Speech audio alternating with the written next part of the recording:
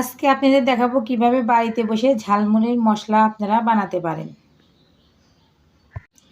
10টা আমি পেঁয়াজ কেটে ভুজুরি করে ব্লেন্ডার করে নিয়েছি। আর একটা বাটির ভিতর আমি 1 চামচ হলুদের গুঁড়া দেব, 2 চামচ মরিচের গুঁড়া, 1 চামচ ধনিয়া সজের গুঁড়া দেব,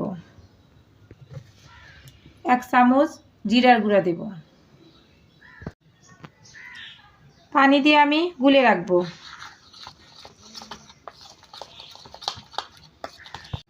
গুলে রেখে দেব 5 মিনিট। আমি 200 গ্রাম সয়াবিন তেল দিয়েছি।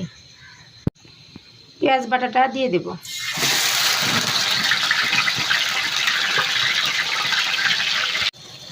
পেঁয়াজটা আমি 2 মিনিট কষিয়ে নেব। রসুন বাটা 1 চামচ, আদা বাটা 1 চামচ, মিক্সড করা মশলাগুলো দিয়ে দেব, নাড়াচাড়া করে দেব। 1 চামচ লবণ দেব, পানি দিয়ে দেব পরিমাণ মতো। কষিয়ে নেব। 1 চামচ গরম মশলার গুঁড়া দেব,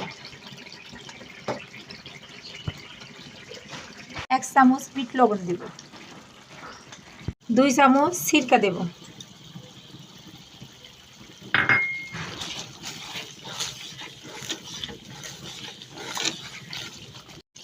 সিরকাটা দেওয়ার জন্য আপনার নষ্ট হবে না বাইরে রাখলে। পানি আমার শুকে গেছে, দেখেন তেলটা উপরে উঠে এসেছে মশলার, বুঝবেন যে হয়ে গেছে। হয়ে গেছে আমার ঝালমুড়ি বানানোর মশলা। এই মশলাটা আপনারা বাইরে রেখে 2-3 মাস খেতে পারবেন।